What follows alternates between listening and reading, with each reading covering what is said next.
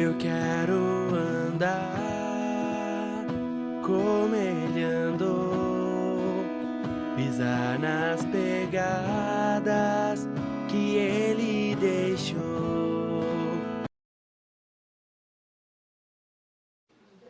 Livro de Tito. O livro de Tito ele é um pouco menor e ele é muito parecido com o livro de 1 Timóteo. E aí vocês vão ver. E algumas partes, como já foi explicado em Timóteo, eu vou só citar, tá bom? Então, Tito é um nome grego, que quer dizer homem de valor. Foi escrito um pouco antes, desculpa a data aqui, é 63 a 65, o slide. E Deus usou Paulo para escrever. A ideia, o objetivo de Paulo era fortalecê-lo na missão de guiar e cuidar da igreja em Creta. Tá bom? Versos 1 até 3. Paulo, servo de Deus e apóstolo de Jesus Cristo, segundo a fé dos eleitos de Deus e o conhecimento da verdade, que é o segundo a piedade, em esperança da vida eterna, o qual Deus, que não pode mentir, prometeu antes do começo do mundo. Mas o seu tempo manifestou a sua palavra pela pregação que me foi confiada, segundo o mandamento de Deus, nosso Salvador. Então, ele fala assim, Tito, é o seguinte, Deus me confiou a palavra, mas essa palavra que foi confiada é uma palavra que nos traz esperança. E aí ele cita, Deus nos prometeu a vida eterna. E essa vida, ela está na pessoa de Jesus Cristo, no sacrifício dele no nosso lugar. Então, quando acontece de nós enfrentarmos a morte, ou de vivenciarmos um momento difícil de perder alguém que a gente ama, a gente tem que lembrar da promessa firme que Deus fez, de que nós temos a vida eterna. E essa vida está na onde? Na pessoa, no sacrifício de Jesus Cristo no nosso lugar. Não está numa placa de igreja, não está num sistema religioso, nem num líder religioso, e sim em Jesus Cristo. E quando nós falamos de certeza da vida eterna, é uma esperança certa, isso traz para nós algumas coisas. Por exemplo, quando a gente estudou 1 Tessalonicenses capítulo 4, fala assim, olha, quando alguém morrer, não vos entristeçais com os demais que não têm esperança. Mas nós que temos esperança, aí o que ele fala? Nós sabemos que essa pessoa está com o Senhor, que um dia o Senhor vai voltar das nuvens, vai trazer junto aqueles que dormem, eles vão ser ressuscitados, o corpo vai ser ressuscitado, nós juntos vamos subir e vamos morar no céu. Nós temos a certeza, uma esperança certa, que consola os nossos corações e que dá objetivo para o nosso viver. Versículo 4. A Tito, meu próprio filho, segundo a fé comum, graça, misericórdia e paz da parte de Deus, o Pai, e do Senhor Jesus Cristo, nosso Salvador. Tito também foi alguém que Paulo investiu muito tempo levando ele nas viagens para ensiná-lo como ensinar a palavra. E ele chama Tito também de filho, como fez com Timóteo. E aí cita a mesma saudação, graça, misericórdia e paz. Versículo 5. Por esta causa te deixei em Creta, para que pusesses em ordem as coisas que ainda restam, e estabelecesses anciãos em cada cidade, como já te mandei. Então, a primeira coisa que ele fala é o seguinte, eu mandei você para Creta, para que organizar ali e colocasse anciãos. Aí depende da versão, tem versão que diz presbítero, tem versão que diz bispo, tem versão que diz ancião, que é o mesmo cargo, alguém que tenha o respeito das pessoas pela sua conduta e pela sua convicção e a sua firmeza na fé. E aí vai dar a descrição. Como a gente já viu isso em Timóteo, a gente vai ler, vai citar rapidamente, mas a gente já estudou também em Timóteo isso, versos 6 e 7. Aquele que for irrepreensível, marido de uma só esposa, tendo filhos crentes, não acusados de libertinagem ou rebeldia, porque o bispo deve ser irrepreensível como administrador de Deus, não soberbo, nem iracundo, nem dado ao vinho, nem espancador, nem cobiçoso de lucros desonestos. Então ele fala assim, quais as características? Ele deve ser irrepreensível. Irrepreensível na sua família, marido de uma só mulher. Não pode ser um cara que tem uma mulher por semana. Ou que trai a mulher. Ou que cada hora está com uma mulher diferente. Marido de uma só mulher. Os filhos devem andar no caminho também. Por quê? Ele não consegue levar os filhos a acreditar naquilo, vai levar os outros. E aí fala da conduta dele. Ele deve ser uma pessoa que deve ser irrepreensível, no sentido de que as pessoas não têm como apontar o dedo e dizer, ele está fazendo isso, ele está roubando daqui, ele está logrando na firma, ele não presta. Ele tem que ser uma pessoa que não é dado ao vinho, que não fica bêbado por aí, que não é iracundo, que não é violento. Então é uma pessoa que vai ter o respeito dos demais. Verso 8. Mas amante da hospitalidade, amante dos bons, sóbrio, justo, santo, temperante. Então, aquela pessoa que ama hospedar os outros, é uma pessoa que é sóbria, que é temperante, que é controlada, que é moderada. Versículo 9. Retendo firme a fiel palavra que lhe foi ensinada, para que seja capaz, pela sã doutrina, tanto de admoestar como de convencer os contradizentes. Então, além dessas características, ele tem que dominar a palavra. Lembra que em 2 Timóteo falou, maneja bem a palavra, verdade? Então, você deve ser aprovado, mas como? Manejando bem a palavra da verdade. Então, aquele que vai estar à frente de bispo, ancião, pastor, o presbítero, é alguém que vai ter essa função de cuidar do rebanho, ele tem que conhecer a palavra. Para quê? Para ensinar, para mostrar, para corrigir, para exortar, para convencer aqueles que às vezes estão andando no caminho errado ou estão pensando de forma errada. E ele só vai conseguir se ele dominar a palavra. Versículo 10 e 11. Porque há muitos desordenados, faladores e enganadores vãos, principalmente os da circuncisão, aos quais convém tapar a boca, que destroem casas inteiras, ensinando coisas que não convêm, por causa da ganância do lucro. Então ele fala, olha, tem muito falador por aí, e aí ele entra em contraste. Aquele que vai cuidar do rebanho, ele tem que conhecer a palavra, ele tem que ser temperante, ele não pode ser cobiçoso de torpe e ganância, quer dizer, não pode ser apegado ao dinheiro para querer extorquir as pessoas. E é o que a gente mais vê por aí na televisão, na internet, no rádio, pessoas que estão usando do púlpito para ficar rico, ou para querer tirar proveito dos outros, da fé dos outros. E falou que tem gente que são faladores e destroem as casas e os lares com as suas palestras, as suas teologias, as suas filosofias, acabam dividindo famílias. Então cuide com essas pessoas. Versículos 12 e 14. Um deles, seu próprio profeta, disse: os cretenses são sempre mentirosos, bestas ruins, ventres preguiçosos. Esse testemunho é verdadeiro, portanto, repreende-os severamente para que sejam sãos na fé, não dando ouvidos às fábulas judaicas, nem aos mandamentos de homens que se desviam da verdade. Ele usa de uma citação que era conhecida na época. Diz, os cretenses são mentirosos, são isso, isso, aquilo. É uma descrição do ser humano. O ser humano é assim. Mas nós não podemos continuar assim. Pelo contrário, nós devemos ter uma fé sadia, que nos leva a uma vida de prática cristã, que vai fazer a gente ser diferente do que o mundo é. Então ele usa o contraste do que diziam do povo, mas deixando a exortação para a gente ter uma fé sadia, saudável, porque essa fé vai transformar a sua vida para você não ser como os outros são. Versículo 15 e 16. Para os puros todas as coisas são puras, mas para os contaminados, infiéis, nada é puro.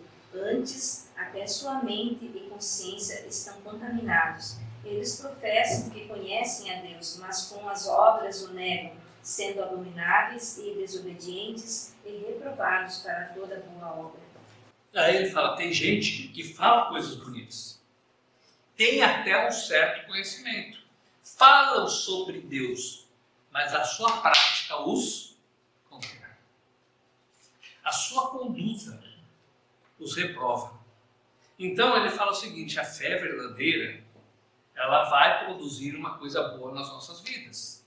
Não dá para dizer que eu tenho uma fé, que eu conheço a palavra, que a palavra influencia a minha vida e viver da forma como o mundo vive. E viver fazendo o que é errado. Não quer dizer que a gente vai ser perfeito. Vai ter um dia que talvez a esposa vai estar mais atacada e vai ter uma discussão em casa. Ou o marido vai chegar com a cabeça cheia e vai errar. Mas está disposto a acertar, está disposto a resolver, está disposto a voltar ao caminho certo. Não está falando de perfeição, mas está falando de uma mudança de vida e de conduta e de atitude que influencia todas as áreas da nossa vida. Capítulo 2, verso 1. Tu, porém, fala as coisas que convêm à sã doutrina. Então, ensina, fala as coisas que convêm à sã doutrina. Lembra que falou para Timóteo? Prega, insista, dá tempo, fora de tempo, corrige se precisa. Tito, ensina a verdade, a doutrina certa, a doutrina sadia. Porque é isso que as pessoas precisam para terem suas vidas transformadas. Versículo 2. Os velhos que sejam sóbrios, graves, prudentes, sãos na fé, na caridade e na paciência. Então, os mais velhos devem ser um padrão de conduta. Pessoas sóbrias, temperantes, pessoas que vão ser um exemplo na fé, no amor, na constância. Então, eles devem servir de exemplo para os mais novos. Porque se aquele que é mais velho, que tem mais tempo de vida, mais experiência de vida e mais conhecimento da palavra, está vivendo de uma forma errada, ele é um exemplo ruim para os jovens que estão chegando. Então, uma exortação, ensina a palavra tem que fazer a diferença. Aqueles que são mais velhos, sejam um exemplo de sobriedade, de temperança, de uma fé sadia e saudável. Versículos 3 a 5, para as mulheres, elas devem ser mestras do bem. As mulheres idosas, semelhantemente, que sejam sérias no seu comportamento, como convém às santas, não caluniadoras, não dadas a muito vinho, mestras de coisas boas, para que ensinem as mulheres jovens a serem sóbrias, a amarem seus maridos, a amarem seus filhos, a serem discretas, castas, cuidadosas da casa, bondosas, obedientes aos seus maridos, a fim de que a palavra de Deus não seja blasfemada. Aquela mulher que tem mais experiência, ela deve ser mestra do bem. É interessante essa expressão, né? Ela deve ensinar as mais novas a forma de agir. Como uma mulher deve se portar, como ela deve estar se portando dentro de casa, como ela deve respeitar o marido, como ela deve cuidar dos filhos, como ela deve cuidar da casa, como ela deve ser uma pessoa discreta na sua maneira de se vestir e de se portar em público, como ela deve ser uma pessoa honesta, uma pessoa que vai cuidar bem das coisas e que vai procurar fazer o que a palavra de Deus diz. Para quê? Para que a palavra não seja difamada. Então, aquela mulher mais nova vai ser ensinada por aquela mais experiente para saber como viver nesse mundo. Por isso que fala mestras do bem. Porque errado não precisa de professor. Tem 50 milhões aí na internet para ensinar o que é. Hoje, então, quando fala assim, sejam castas, sensatas, honestas, hoje em dia o que é pregado é o quê? Não, você tem que se exibir, você tem que... E não, você é esposa de marido, seu corpo é dele. Não fique ou vice-versa, um cara também ficar se exibindo por aí. Vocês são uma família. Então aquela mulher mais velha, ela tem que ser mestra do bem, ensinando a mais nova a como cuidar da casa, dos filhos, do marido, da família, como se portar na rua, na sociedade. Para quê? Para que seja um bom exemplo. Versículo 6. Exorta da mesma forma aos jovens a que tenham mente sóbria. E a minha versão diz, sejam criteriosos, ou mente sóbria. E eu acho interessante, o jovem, seja criterioso. O jovem gosta de informação, recebe informação de tudo que é lado, não é? Dos amigos, da família, da internet, da escola, da faculdade, da televisão, da mídia, e hoje muito mais do que antigamente. E aí fala, seja criterioso. Porque não é porque veio uma informação que essa informação seja boa. Não é porque alguém disse que isso vai te fazer bem. Não é porque alguém está falando que é a melhor coisa do mundo que realmente vai ser bom. Então seja criterioso naquilo que você está ouvindo e naquilo que está influenciando a sua vida. Não se deixe levar pelos modismos, não se deixe levar pela cabeça dos outros. Porque o que anda pela cabeça dos outros é piolho. Versículos 7 e 8. Em todas as coisas te dá, por exemplo, de boas obras. Na doutrina mostra incorrupção, gravidade e sinceridade. Linguagem sã que não pode ser condenada, para que os que são de oposição possam ser envergonhados, não tendo nenhum mal que dizem de vós. Aí ele fala, seja um exemplo. Tito, você está ali, você deve ser um exemplo para essas pessoas, na sua conduta, nas obras que você pratica. Seja de ajudar alguém, seja na maneira de se portar na sua sociedade. Seja um exemplo na doutrina. Tenha convicção da palavra para você poder passar a verdade para as pessoas. Ser um exemplo de sinceridade. E sinceridade não é pegar e falar o que veio na tua telha. Sinceridade ela é feita com amor. Seja um exemplo na linguagem, na sua maneira de falar. Aqui não é só cuide com o linguajar chulo. Você tem que ser um exemplo para as pessoas ao seu redor.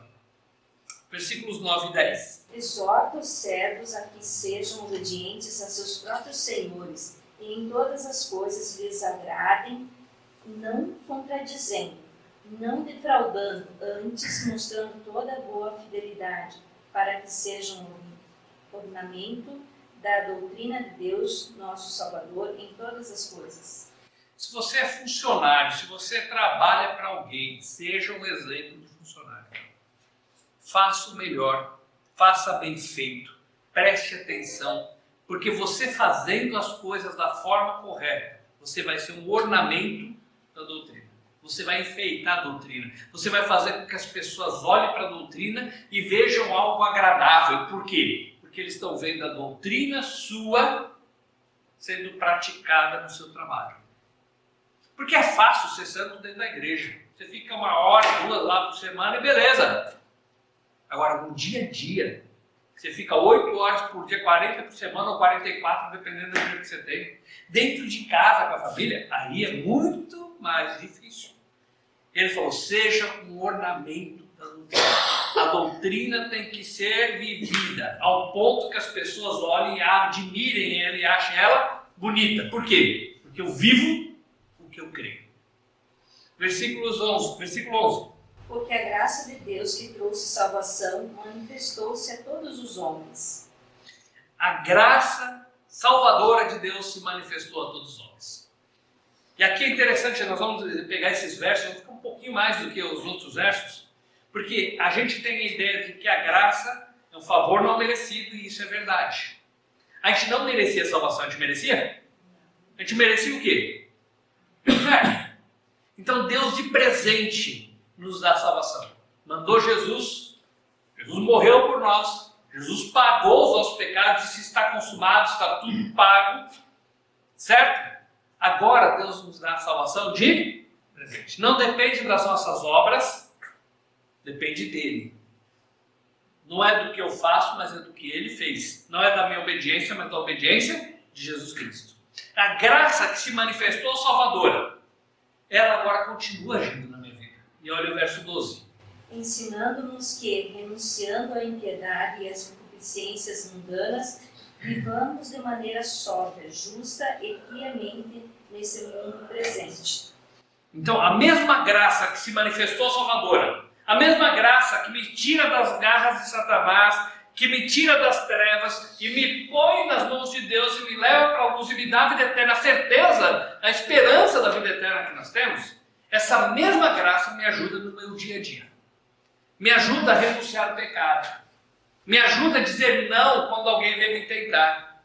Me ajuda a dizer não e manter pura a minha vida por causa do meu casamento e por causa do meu compromisso com Deus. Essa graça que me alcançou para a salvação é a mesma que me ajuda a dizer não porque é errado, para o pecado, para as coisas erradas. E aí continua ensinando-nos ao quê? A andar de uma forma santa e justa e piedosa nesse mundo. Como que eu vou viver uma vida cristã? Como eu vou ser um cristão de verdade nesse mundo? A mesma graça que me salva é a mesma graça que me ensina. Eu olho para o sacrifício de Cristo e isso fala ao meu coração. Aí o Espírito Santo vem morar dentro de mim, eu sou salvo e agora isso me ensina, esse Espírito que pela palavra me ensina dia a dia como eu devo viver no meio desse mundo difícil. Como eu devo viver de uma forma piedosa. Vou ser perseguido? Vou. Lembra que a gente estudou de Timóteo? Aquele que quiser viver de uma forma piedosa vai sofrer perseguição. Mas eu quero viver de acordo com o que Deus me salvou. Eu quero ser coerente com a minha fé. A fé que me salva me livra das garras do inimigo, me livra da prática do dia a dia do pecado e me ajuda a viver de uma forma adequada nesse mundo difícil. Verso 13. Aguardando a abençoada esperança e o aparecimento glorioso do grande Deus e nosso Salvador Jesus Cristo. Então, veja que, no passado, a graça se manifestou salvadora. Eu criei em Jesus, eu sou salvo. No presente, a graça me ensina a viver nesse mundo, a renunciar ao pecado, a agir de uma forma correta, a ter um viver transformado, a viver de uma forma piedosa, uma forma que mostra a minha fé em Jesus Cristo. E essa mesma graça me ajuda a guardar a bendita esperança, lembrando da vida eterna, focado na vida eterna, como disse em Colossenses, quando a gente estudou Colossenses 3, pensar nas coisas lá do alto, buscai as coisas lá do alto. Como vimos em Filipenses, a nossa pátria está nos céus, o meu foco está lá, eu prossigo para o alto. Então, quando nós olhamos para isso, nós vemos que a graça se manifesta em 3 tempos. No passado, salvadora, no presente, me ensinando a viver neste mundo, e para o futuro, a certeza maravilhosa de que eu vou morar com o Senhor. Versículo 14. O qual se deu a si mesmo por nós, para nos remir de toda iniquidade e purificar para si um povo peculiar, zeloso de boas obras. Ele fala o seguinte: Jesus se deu por nós. Para quê? Para que nós fôssemos dele, um povo peculiar, ou ser propriedade exclusiva sua. Um povo que faz o que quer, não. Um povo que zela por fazer as coisas boas, por fazer boas obras. Tem gente que diz assim: Jesus me salvou, pagou meus pecados, posso fazer o que eu quero. Pode não. Pode não. Então você não entendeu a graça. Porque a graça salva e a graça transforma. O Evangelho é o poder de Deus que transforma vidas. A graça faz com que a gente entenda que a gente é de Cristo, que a gente vive para Ele e tem que viver para agradar a Ele e que devemos viver uma vida que pratique essa fé. Se alguém quer viver errado, é porque não entendeu ainda a graça de Deus. Versículo 15. Fala dessas coisas e exorta e repreende com toda autoridade, ninguém que despreze. Pega e fala disso. A graça salva, mas a graça transforma. A graça me ensina, a graça transforma a minha vida. Eu vivo na expectativa do eterno. Eu sou de Jesus, eu pertenço a Ele, eu procuro fazer o que agrada a Ele. Eu procuro ser zeloso em fazer as boas obras e praticar a minha fé em Cristo Jesus. Então fala isso para todo mundo, exorta, repreende, porque isso é a verdade que nos move. Capítulo 3, verso 1. Admoesta-os a que sejam submissos aos principados e potestades, que obedeçam os magistrados e estejam preparados para toda boa obra. A gente tem uma responsabilidade no lar, uma responsabilidade de ação, mas também uma responsabilidade diante da sociedade. Devemos seguir as leis. Devemos nos submeter às leis. A única lei que Paulo não submetia era quando proibiam ele de pregar o evangelho. Mas se tinha que pagar impostos, lembra que chegaram para Jesus: olha, é justo pagar impostos? E a resposta que eles queriam ouvir é o quê? Não. E muitos impostos são injustos? Claro que são, a gente sabe a carga tributária como é imensa. Mas ele fala o seguinte: dai a César o que é de César e a Deus o que é de Deus. Ou seja, enquanto vivemos nesse mundo, nós estamos sujeitos a autoridades, a leis de trânsito, a leis civis, e nós devemos nos portar de uma forma que a gente não vai se incomodar com as autoridades. E como a gente não vai se incomodar? Fazendo o que é certo, praticando o que a lei determina para nós, sendo um bom testemunho como cidadãos dentro de uma sociedade no nosso país. Versículo 2. Que de ninguém falem mal, nem sejam contenciosos, mas bondosos, mostrando toda mansidão para com todos os homens. Seja manso, mostre a sua mansidão. Não fique falando mal dos outros. Quer mais prático que isso? Não fale mal de ninguém. Procure fazer o que é certo. E seja manso com todas as pessoas. Porque no passado a gente era diferente. Verso 3. Porque também nós éramos, noutro tempo, tolos, desobedientes, enganadores, servindo a várias concupiscências e prazeres, vivendo em malícia e inveja, odiosos e odiando uns aos outros. Antigamente a gente vivia fazendo coisas erradas. Malícia, tendo desejo de fazer coisas erradas, mentindo, enganando. Mas o Senhor tem que transformar as nossas vidas. A graça que nos salva é a graça que nos transforma. Que as pessoas possam olhar para nós e ver que havia um passado, quando éramos realmente um problema, fazíamos o que era errado, e ver que Deus transformou a nossa vida. Versículos 4 a 7.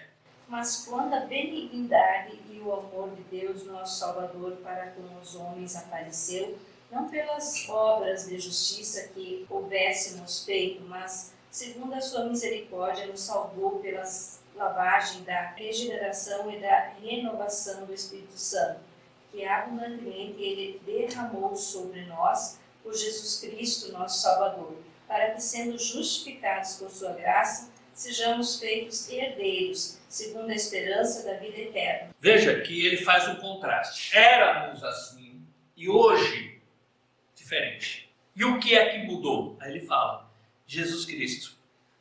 No verso 5 ele fala assim, não por obras que nós praticamos, para nós merecermos ser salvos, mas nós somos salvos pela graça de Deus, pela misericórdia, mediante Jesus Cristo que nos salvou. Ele nos lavou dos nossos pecados, Ele nos perdoou, Ele nos colocou na posição de filhos, porque a Bíblia diz lá em João 12, mas a todos quantos o receberam, deu-lhes o poder de serem feitos filhos de Deus. A saber, os que creram no seu nome. Como que a gente é filho de Deus? Crendo em Cristo. Nem todo mundo é filho de Deus, só é filho de Deus aquele que creu que Cristo pagou seus pecados na cruz. Agora nós somos transformados, somos herdeiros, nós vamos morar para sempre com Ele no céu. E como diz em 1 João 3,2, nós vamos ser semelhantes a Jesus.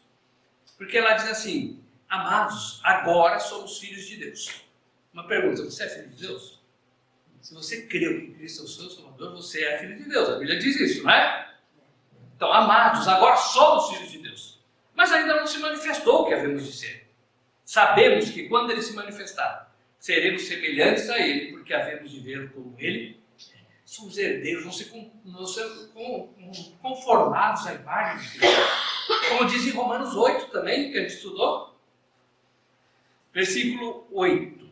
Esta é uma palavra fiel, e estas coisas quero que deveras afirmes constantemente para que os que creem em Deus procurem manter as boas obras. Essas coisas são boas e proveitosas aos homens. Ele fala assim, aquele que crê em Deus, aquele que experimentou do poder libertador, aquele que foi salvo por Jesus Cristo, aquele que é herdeiro, deve praticar boas obras, deve ser uma pessoa que pratica a verdade, deve ser uma pessoa que faz o que é certo, porque essas coisas são excelentes diante dos homens, porque isso é um testemunho diante das pessoas, de que Deus transforma vidas como transformou a minha, e as pessoas têm que ver que Ele transformou a nossa vida. Versículo 9. Mas evita questões tolas, genealogias e contendas e debates acerca da lei, porque são inúteis e vãs. Como disse lá em 2 Timóteo também, evita essas conversas, essas questões tolas, esses bate-boca, que não vão ajudar em nada, não produz nada de bom. Tem tanta coisa boa na Bíblia para a gente ver, em vez de ficar discutindo, brigando por coisas que não fazem sentido e não trazem proveito. Versículos 10 e 11. Ao homem que é herege, depois da primeira e segunda argumentação, rejeita, sabendo que aquele que é assim está pervertido e peca, estando condenado em si mesmo. Tem aquela pessoa que é herege. O que é o herege? Aquele que ensina contra a verdade. Então, você ainda vai e conversa com ele. O objetivo é ganhar a pessoa, o objetivo não é jogar fora. Conversa com ele. Olha, você está ensinando isso, só que a Bíblia diz isso. Se ele ouviu, acabou. Não tem mais nenhum problema. Caminhamos juntos. Ainda dá uma segunda advertência se ele não ouvir. Mas se ele continua a ensinar o que é errado, contrário à Bíblia, contrário a Deus, então melhor é se afastar, porque ele vai ficar o tempo todo pé, e não termina nunca isso. Então se afaste, porque ele é herege, ele quer te levar para o caminho ruim, e você não quer ir para aquele caminho. Então é melhor deixar quieto, é melhor não ficar andando junto com ele, para ele não confundir a sua cabeça, ou para ele não atormentar a sua cabeça, porque às vezes não confunde, mas fica atormentando. Versículo 12. Quando eu te enviar Artemas ou Tíquico, se diligente ao vir ter comigo em Nicópolis, porque determinei invernar ali. Então ele chama, venha me visitar enquanto eu estiver ali em Nicópolis, versículos 13 e 14. Conduza diligentemente Zenas, o advogado, e Apolo em sua viagem, para que nada lhes falte, e aos nossos aprendam também a manter as boas obras nas coisas necessárias para que eles não sejam frutíferos. Veja, ele fala o seguinte, olha, ajuda os Zemas que está viajando, o Apolo que está viajando, ajuda eles no que eles precisarem, mas aí ele cita uma coisa que é interessante. Mantenha, aos nossos, assim, ó, mantenha, distinguam-se entre todos pelas boas obras que você pratica, para que você não se torne infrutífero. Deus espera que nós produzamos fruto. E esse fruto é frutos de boas obras, frutos que as pessoas possam ver. Em Gálatas 5 fala do fruto do Espírito. Amor, alegria, paz, longanimidade, benignidade, mansidão, domínio próprio. Contra essas coisas não há lei. Jesus fala que a árvore deve produzir um bom fruto. Pelo fruto vai conhecer a árvore. Então ele está falando o seguinte, olha, vamos praticar as boas obras para que as pessoas vejam o fruto. Jesus em João capítulo 15 fala assim, olha, eu sou a videira e vocês são os ramos. Então quem permanece em mim, esse dá muito fruto. Quem permanece em mim e eu nele, esse dá muito fruto. Porque sem mim nada podeis fazer. Então não nos tornemos infrutíferos. A gente tem que produzir fruto, a nossa fé tem que ser vista pelas obras que praticamos. A nossa fé tem que ser evidenciada pelos frutos que nós produzimos. Versículo 15. Todos os que estão comigo saúdam-te. Saúda tu os que nos amam na fé. A graça seja com todos vós. Amém. Então, a graça seja com todos. Vamos viver a vida cristã transformados. Cremos em Cristo como Salvador. Ele nos ensina, essa graça nos ensina a viver de uma forma santa, justa, que vai produzir bons frutos, vivendo na expectativa da vida. Eu quero andar como ele andou, pisar nas pegadas que ele deixou. Eu quero olhar como ele olhou, olhar sem maldade, com os olhos do amor. Eu quero viver como ele aqui, com os olhos nos céus e as mãos assim.